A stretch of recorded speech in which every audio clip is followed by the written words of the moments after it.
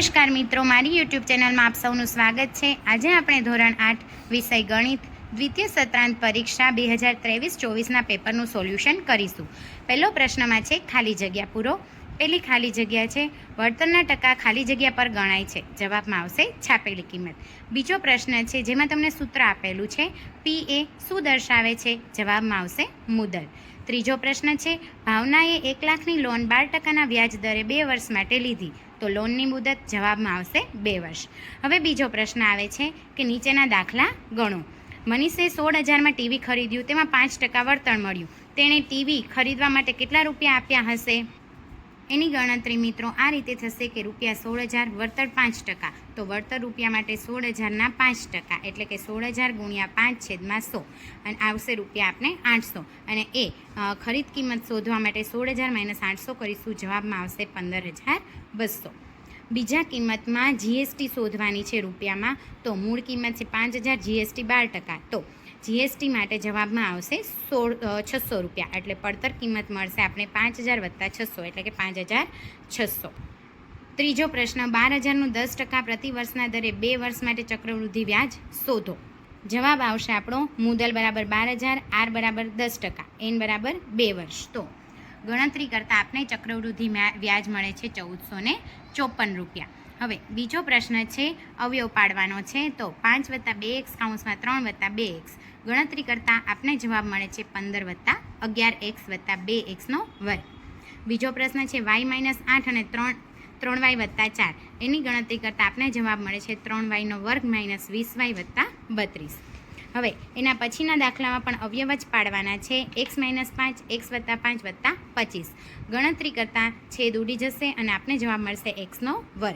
બીજો પ્રશ્ન છે x કૌંસમાં 2x + y અને પ્લસ 8x કૌંસમાં x - y ગણતરી કરતાં આપણે જવાબ મળે છે 10x² - 7xy।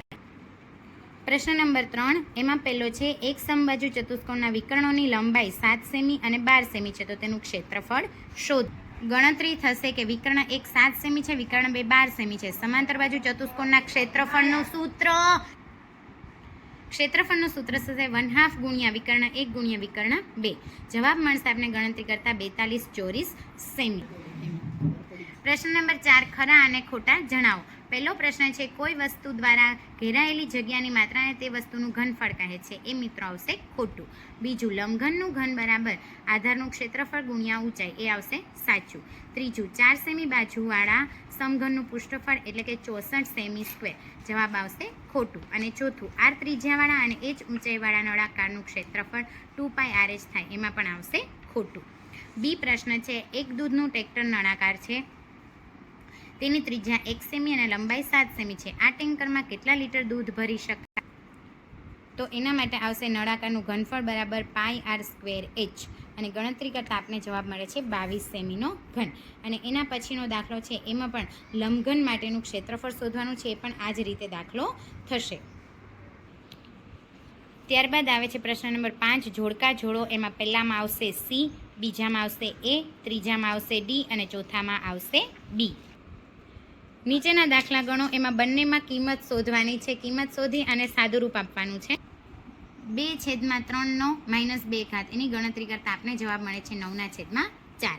એના પછીનો દાખલો જેમાં સાદુરૂપ આપવાનું છે, એનું સાદુરૂપ આપતા આપણે જવાબ મળે છે 45/128। છઠ્ઠામાં સમપ્રમાણ અને વ્યસ્ત પ્રમાણના વાક્યોને શોધી લેવાના છે। એમાં પહેલું આવશે વ્યસ્ત પ્રમાણ, બીજું સમપ્રમાણ, ત્રીજું વ્યસ્ત પ્રમાણ અને ચોથું સમપ્રમાણ। બી દાખલા ગણો। ઠંડા પીણા બનાવતી એક ફેક્ટરીમાં એક યંત્ર 5 કલાકમાં 700 બોટલ ભરે છે, તો આ યંત્ર 6 કલાકમાં કેટલી બોટલ ભરે? એના માટે આપણે ત્રિરાશી માંડીશું કે 5 કલાકમાં 700 બોટલ, તો 6 કલાકમાં કેટલી? 6 ગુણ્યા 700/5 ગણતરી કરતાં આપણે જવાબ મળશે 840 બોટલ। બીજો પ્રશ્ન એક કારને 80 કિલોમીટર પ્રતિ કલાકની ઝડપથી એક સ્થાન પર પહોંચાડવા માટે 2 કલાકનો સમય લાગે છે। હવે જો કારની ઝડપ 40 કિમી પ્રતિ કલાક હોય તો કેટલો સમય લાગશે? એની ગણતરી આપણે x1/x2 = y2/y1 એ રીતે કરીશું, આપણે જવાબ મળશે 4 કલાક। સાતમો પ્રશ્ન છે એમાં અ અને બ બંનેમાં અવયવો પાડવાના છે. તો ચલો આપણે અવયવો પાડીએ. પહેલો પ્રશ્ન છે 7x - 4 42, જવાબ આવશે 7 કૌંસમાં x - 6. બીજો છે 7a² + 140, જવાબમાં આવશે 7 કૌંસમાં a² + 20. ત્રીજો પ્રશ્ન છે એની ગણતરી કરતાં આપણે જવાબ મળે છે 2x. ચોથો પ્રશ્ન એમાં ભાગાકાર કરવાનો છે, જેનો જવાબ મળે છે આપણે 2y². હવે સાતમામાં બી એમાં પહેલો છે a² + 8a + 16, ગણતરી કરતાં આપણે જવાબ મળે છે a + 4 a + 4. બીજો છે 4x² - 9, એનો જવાબ મળે છે આપણે 2x 2x - 3 અને 2x + 3. ત્રીજા પ્રશ્નનો આપણે ગણતરી કરતાં જવાબ મળે છે 2x - 5. હવે આઠમો પ્રશ્ન છે એમાં પ્રશ્નોના જવાબ છે. એમાં પહેલામાં આવશે સમય અને અંતર, બીજામાં આવશે 8 વાગે, ત્રીજામાં આવશે 150 કિમી, ચોથામાં આવશે 200 કિમી અને પાંચમામાં આવશે બપોરે 2 વાગે. લાસ્ટ પ્રશ્ન છે આપણો કે એમાંથી આપણે રેખીય આલેખ દોરવાનો છે. તો મિત્રો આ રીતનો આલેખ થશે. આઈ હોપ કે તમને સારું એવું પેપર સોલ્યુશન મળી ગયું હશે. આવા જ બીજા એજ્યુકેશનલ વિડીયો જોવા માટે મારી ચેનલ લાઇક, શેર, સબસ્ક્રાઈબ જરૂરથી કરજો. Thank you friends.